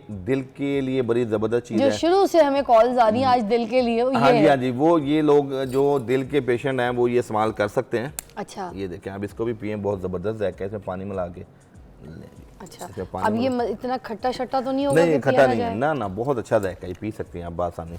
इसको हला लें आप थोड़ा सा ठीक है। इसी चम्मच से ना, एक आप ये अच्छा, देखिए। ये दिल को मजबूत करेगा जी, जी। और साथ साथ दिल के लिए रेफ्रिजरेंट है, ये घबराहट ठीक करता है। गर्मी जब आप बाहर से आते हैं, आलू बुखारे में जाहिर बात है थोड़ी बहुत तो खटास होती है, लेकिन इसमें नेचुरल आलू बुखारा और नेचुरल इमली है, इसमें कोई टाटरी नहीं है, कोई और ऐसी खटास नहीं है जो आपके गले को ख़राब करेगी या अच्छा, गले को नहीं खराब ना ना ना, बिल्कुल भी नहीं। इतने मजे का ये है। बहुत टेस्टी और बड़ा इसका एक टेस्ट डेवलप होता है, ये बड़ी कमाल की चीज़ है। और ये हमारे यहाँ लोग अब कोल्ड ड्रिंक्स पे चले गए हैं, हमारे यहाँ लोग मुख्तलिफ सिंथेटिक जूसेस पे चले गए हैं। ये वो कुदरती चीज़ें थी जब लोग इस्तेमाल करते थे उनको इसका पूरा फ़ायदा मिलता था। जी जी, बहुत डिलीशियस है, मैंने आज तक इतना अच्छा शरबत नहीं पिया। बहुत ज़बरदस्त है। इमली आलू बुखारे का शरबत मेरी ज़िंदगी में इतना टेस्टी कभी नहीं पिया, स्वेर। और फ़ायदे चेक करें। अच्छा, इमली तो वेट कम करने के लिए भी काम आती है इमली ना? बेसिकली वेट को भी कम करती तो है। ये शरबत वेट भी कम करेगा? जी जी जी, बिल्कुल ऐसी। ओए होए होए होए। और इमली आलू बुखारा ठंडा भी इसके है ना? बारे में बिल्कुल, ये इसके बारे में रिसर्च है कि अक्सर बच्चियों में टीन एज में जब हार्मोन्स बहुत ज़्यादा डेवलप हो रहे होते हैं उनको ये बैलेंस करता है। ये भी इसके बारे में इसकी पूरी एक रिसर्च है। एक कॉल भी शामिल करते हैं। अस्सलाम वालेकुम। अस्सलाम वालेकुम जी, कौन है? अस्सलाम वालेकुम। वालेकुम जी, क्या कहेंगी, कौन बोल रही हैं? जी मैं मलाइका बात कर रही हूँ DI खान से। जी मलाइका, क्या पूछेंगी बहन मेरी गुड़िया? अच्छा सिस्टर, मेरी मदर है, उनको गॉल ब्लैडर में स्टोन है ना, 11 mm। आवाज़ आ रही है? जी जी बिल्कुल, गाल ब्लैडर में स्टोन बता रही हैं। ठीक है। और शुगर पेशेंट है, BP पेशेंट है। तो कुछ गाइड कर दें। यहाँ डॉक्टर ने ऑपरेट बताया है ना। जी ऑपरेट देखें, बता- बिस्मिल्लाहिर्रहमानिर्रहीम।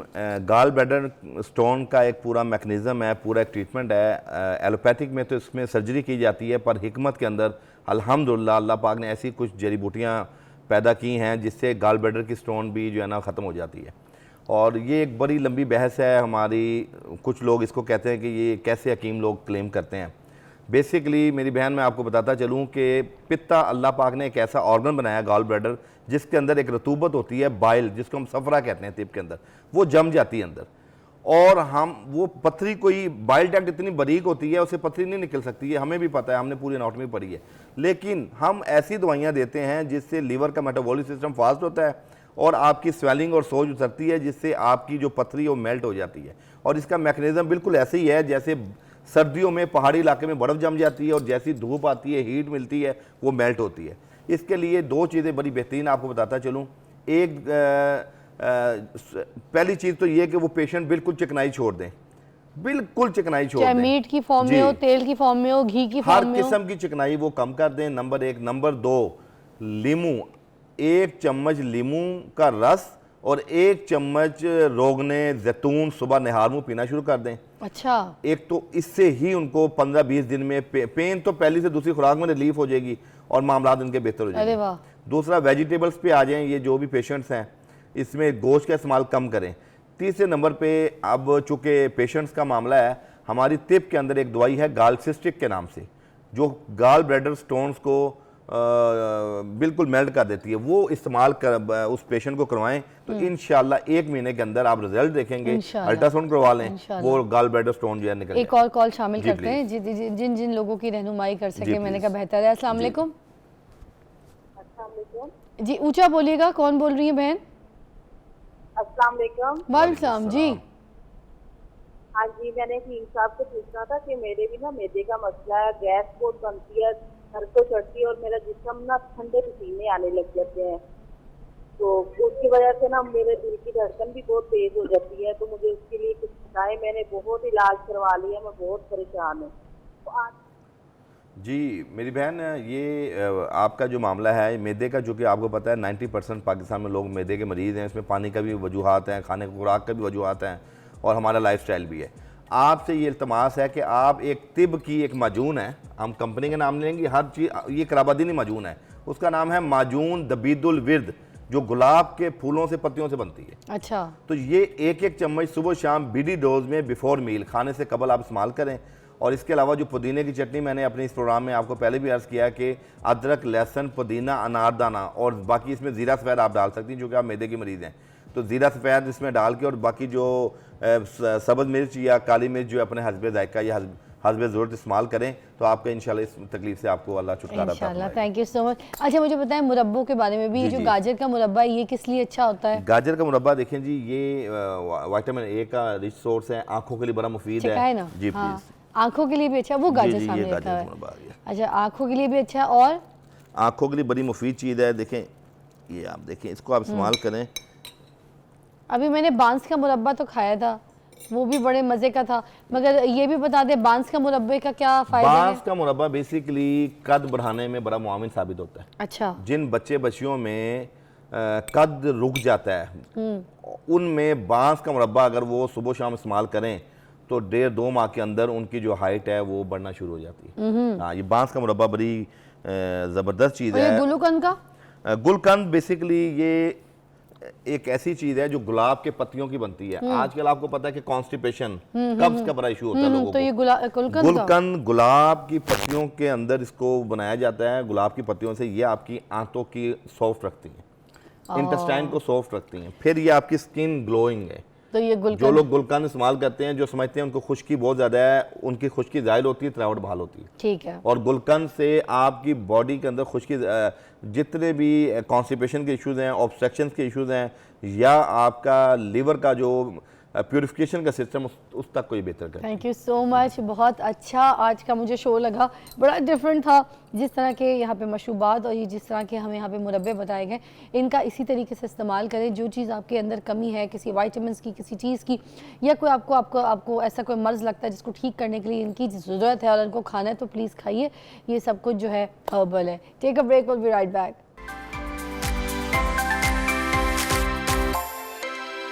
नाज़रीन, कुछ महीने पहले, मतलब कुछ 2 महीने मेरे ख़्याल से महीने पहले एक शो किया था मैंने, जिसमें मैंने बताया था कि पाकिस्तानी लड़की आयशा कराची में जो रहती थी, जिसका ताल्लुक़ कराची से था, उसके सीने में अब एक इंडिया का दिल धड़कता है। उसको भी एक मसला था दिल का, और वो इंडिया गई, उसने अपील किया वहाँ पे, और जाके उसका वीज़ा हुआ। वहाँ पे इंडिया में उसके डॉक्टर्स ने, सर्जन्स ने इलाज किया, उसका ट्रांसप्लांट किया, और आज उसके सीने में हिंदुस्तान का दिल धड़कता है। तो मेरी बात सुने, हम अभी तक पाकिस्तान में इतने पीछे हैं, टेक्नोलॉजी की बात हो, तरक्की की बात हो, तालीम की बात हो, किसी इदारे की बात हो, तो हम अभी तक इतने पीछे हैं। इकॉनमी अब देख लीजिए हमारी कहाँ से कहाँ चली गई है। तो क्या इस तरीके से हम सर्वाइव कर सकते हैं जिस तरीके से अभी सिचुएशंस हमारे साथ हैं? अभी तक हमारे पाकिस्तान में ट्रांसप्लांट का कोई सीन ही नहीं है, हार्ट ट्रांसप्लांट का कोई सीन नहीं है। अब ऐसे 1, 2, 3 पता नहीं कितने और हज़ारों पेशेंट्स होंगे जो अपना हार्ट ट्रांसप्लांट करवाना चाहते होंगे, मगर वो कर नहीं पाएंगे क्योंकि यहाँ पर कोई ऐसी फैसिलिटीज़ नहीं है। हमारे पास ईमान तौफीक है, सियालकोट से आई हैं और इनका ट्रांसप्लांट होना है। एक बहुत ही होनहार बच्ची हैं, बहुत माशाल्लाह समझदार बच्ची हैं, टैलेंटेड बच्ची हैं। आप देखें कि एफएससी में भी 97% लेकर आई हैं पढ़ाई में, यूएमटी में भी 97% लेकर आई हैं, मैट्रिक में भी 97% से पास हुई हैं। इतनी अच्छी परसेंटेज के साथ भी उसके बाद उनके पास जो अभी हार्ट डिज़ीज़ है उनको, उसके ट्रांसप्लांट के लिए अभी जो उनको पैसे भी दरकार होंगे, उनको वीज़ा भी इंडिया का दरकार होगा, वहाँ पे अपील भी करनी होगी, तो ऑल दैट, ये सारी बातों को आज हम डिस्कस करते हैं। हमारे साथ ही मौजूद है ये फैमिली और इनकी स्टोरी मैं चाहूँगी कि इन्हीं की ज़बानी सुने। हमारे पास मोहम्मद तौफीक है जो कि इनके वालिद हैं ईमान के, और शाजिया तौफीक जी जो है वो इनकी वालदा हैं। तो सबसे पहले तो मैं आपसे बात करना चाहूँगी। शाजिया जी, आप मुझे बताइएगा कि बच्ची का कब पता चला आपको कि हार्ट डिजीज़ है और किस तरीके से आपको सिचुएशन का ये आगाही हुई? 2020 जनवरी में पता चला इसको कि ईमान को हार्ट फेलियर है। अच्छा, तभी इसको अटैक हुआ है, तो शुक्र है अल्लाह का कि कुछ दिनों में ही डायग्नोज हो गया। 4 साल पहले? जी, अच्छा, उससे पहले सिचुएशन ठीक थी, नॉर्मल थी? अल्हम्दुलिल्लाह ये बिल्कुल ठीक थी उससे तो पहले। ये हुआ क्या, सिर्फ दिल का एकदम से अटैक हुआ या कोई सिम्टम्स को दिल में दर्द होता इसको था? वॉमिट शुरू हो गई थी। अच्छा, तो बाद में जब हमने ट्रीट करवाया कभी के पता चला कि इसको हार्ट का प्रॉब्लम है, एको में आया है। फिर हम डॉक्टर मसूद साहब के पास जाते रहे हैं ट्रीटमेंट के लिए। उन्होंने बकौल उनके कि ये वायरस अटैक है और 6 माह पहले से अटैक हुआ है। तो ईमान हार्ट फेलियर हो गई। तब से लेके अब तक हम लोग इसी जदोजहद में हैं कि ईमान का कहीं वीज़ा मिल जाए हमें, हम जाके इसका ट्रीटमेंट करवाएं। आपकी औलाद कितनी है? माशाल्लाह मेरी 3 बेटियां, 1 बेटा है। एक बेटी एक बेटा? बेटा 3 बेटियां, 3 बेटियां, एक बेटा। अच्छा जी। ईमान का दूसरा नंबर है, ईमान इससे का बड़ी दूसरा बेटी है, नंबर तो ये दूसरे नंबर पे है। एक वक्फा लेते हैं, वक्फे के बाद दोबारा आपको ज्वाइन करते हैं। आप हमारे साथ रहिएगा। ये फैमिली बहुत अच्छी है, अपनी औलाद के लिए बात करने आई हैं आज यहाँ पर, और जिस तरीके से जो साथ दे सकता है, मैं चाहूँगी आप सबका साथ भी हमारे साथ शामिल रहे इस प्रोग्राम में। तो वापस आइए।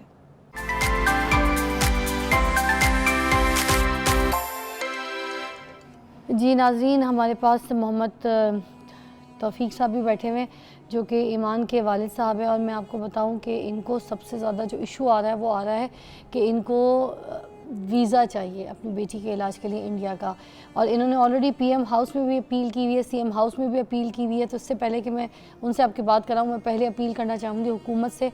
एक छोटी सी बच्ची है, देख लें आप, उनकी लख्ते जिगर है, किसी की भी औलाद हो, औलाद सबकी सांझी है। तो सिर्फ इनकी जो अपील है वो ये है कि इनको वीज़ा चाहिए इंडिया में अपनी बच्ची का इलाज करवाने के लिए। इन्होंने वहाँ पे हॉस्पिटल्स, डॉक्टर्स सबसे बात कर ली। वहाँ के डॉक्टर्स ने ऑलरेडी कह दिया है कि ASAP इसकी ट्रीटमेंट होना बहुत ज़रूरी है, क्योंकि इनका सिर्फ जो हार्ट है वो कितना % काम कर रहा है? 20% है, 30% इनका हार्ट जो है वो काम कर रहा है, और डॉक्टर्स ने कहा है कि इसका अर्जेंट इलाज होना, इसका ट्रांसप्लांट होना बहुत ज़्यादा सीवियर ज़रूरत है। तो प्लीज़ हुकूमत से सबसे अपील करूँगी कि इसके वीज़े के लिए कोई काम कीजिए। जी तौफीक साहब, क्या कहना चाहेंगे आप? प्लीज़ मुझे बताइए, जो इश्यूज़ आ रहे हैं मेन, वो आप प्लीज़ ज़रा यहाँ पे रेज़ कीजिए। ये जी मेरी तमाम जो अरबाब इक़्तिदार और इख्तियार हैं उनसे अपील है कि मुझे इंडिया के वीज़ा के हसूल में मदद करें मेरी। 2021 में भी अप्लाई किया था मैंने वीज़ा, वो भी रिफ्यूज़ हो गया, 2022 में भी हो गया। तो हम तो इंडिविजुअल हैं, तो गवर्नमेंट लेवल पे वज़ीर आज़म साहब, वज़ीर आला साहबा बड़ा दर्द रखती हैं ज़रूरतमंदों का। हम तो हाजतमंद हैं कि हमारी बेटी की जो है वो जान बच जाए।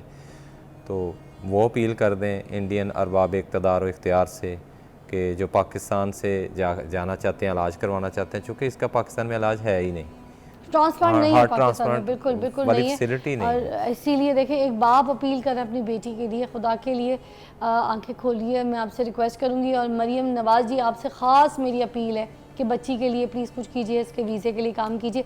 आप एंड में बेटा कुछ कहना चाहेंगे तो प्लीज़ कहिए, हुकूमत से अपील करनी है, कुछ करनी है, आप अपने लफ्ज़ी प्लीज़ कीजिए। ये आपका। मेरी गवर्नमेंट से, मरियम नवाज साहबा से यही रिक्वेस्ट है कि काइंडली मेरे वीज़े के लिए, मेरे ट्रीटमेंट के लिए सोर्सेज अरेंज कर दें, क्योंकि ये देखने में शायद आसान लगता है लेकिन इस बीमारी के साथ रहना बहुत मुश्किल है। लाइफ कम्प्लीटली अपसाइड डाउन हो जाती है, और इसलिए मेरी काइंडली उनसे एक स्ट्रॉन्ग अपील है कि मेरे ट्रीटमेंट का बंदोबस्त कर दें। Thank you so much.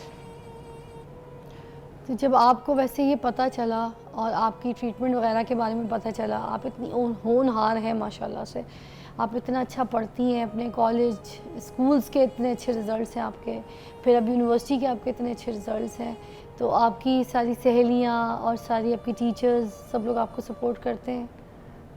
ज़ाहिर है आपको दूसरी नज़रिए से देखना शुरू कर देते हैं लोग, अगर पता चले कि मतलब बीमार हैं, तो ज़ाहिर है सपोर्ट, सबकी सपोर्ट के साथ ही यहाँ तक पहुँची अभी हूँ। पढ़ाई में भी हर जाया होगा बिकॉज ऑफ द ट्रीटमेंट? ज़ाहिर है काफ़ी देर मैं जब डायग्नोज हुआ था मैं उसके बाद कॉलेज नहीं गई, उसके बाद वो इवेंचुअली वैसे हुआ कि ऑनलाइन पे शिफ्ट हो गया, कोरोना आ गया था, तो उसकी वजह से थोड़ा हो गया था। लेकिन ये है कि मैं तकरीबन 2 साल कॉलेज होता है, मैं 1.5 साल कॉलेज नहीं गई। 1.5 साल से कॉलेज नहीं गई? उसके बाद बंदा खुद ही कह देता है कि अब कितना को भी करना है, तो खुद ही हिम्मत पकड़ी और यूनिवर्सिटी में भी उसके बाद फिर मैं ऐसे ही है। लेकिन ये है कि मैं कोशिश करती हूँ कि घर रहूँ तो फिर वो थॉट्स उस तरह की आती हैं, ऐसा होता है तो फिर कोशिश की जाती है कि इसके बारे में ना ही सोचा जाए, अपनी डेली लाइफ को कंटिन्यू करती हूँ, उस तरह फिर हेल्थ भी सही रहती है और ऐसे है। लेकिन ये है कि जब कोई ना कोई 2-3 महीने बाद एपिसोड इवेंचुअली मेरे साथ हो ही जाता है, मुझे हॉस्पिटल में जाना ही पड़ता है। क्या सिम्टम्स क्या होते हैं? सिम्टम्स ये होती हैं कि हार्ट बीट बहुत तेज़ हो जाती है, ब्रीदिंग में मसला होता है, बीपी अप डाउन हो जाता है, मोस्टली डाउन ही होता है, और फिर जब डाउन हो जाता है तो उसको स्टेबल करना बहुत मुश्किल हो जाता है। उसके लिए फिर वो आईवी लगती है और सारा कुछ होता है। और मगर इसका इलाज ट्रांसप्लांट अल्टीमेटली ये दवाइयों के साथ तो आप सारी ज़िंदगी भी गुजार सकते हो, लेकिन अल्टीमेट ट्रीटमेंट इसका ट्रांसप्लांट ही है। इसका बीपी 50-80 हो जाता है। 50-80? नीचे वाला 50 और ऊपर वाला 80। ओह, तो ये सारे सिम्टम्स जो है बेयर करने पड़ते हैं और ये फिर फौरी तौर पे हॉस्पिटलाइज होना पड़ता है। अच्छा, क्या बनना चाहती हो ईमान? क्या करना चाहती हो? Software engineer. सॉफ्टवेयर इंजीनियर है, तो पाकिस्तान में ही कोई अपना ऑफिस खोलोगी या कहीं जॉब करोगी? इसके लिए सोचा तो बहुत कुछ है, लेकिन पहले ज़िंदगी का तो कुछ हो जाए ना, ज़िंदगी हो जाएगी का कुछ हो जाए, उसके बाद फिर ज़िंदगी हो जाएगी। अभी तो तुमने इतनी होनहार हो, आगे तुमने कुछ देखो ना, क्या कुछ बनना है।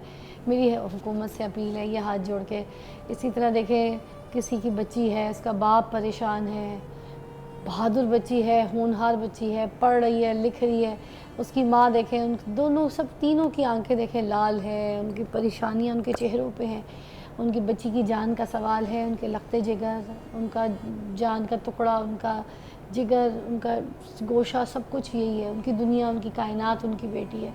आप अपने बच्चों पे रख के सोचें।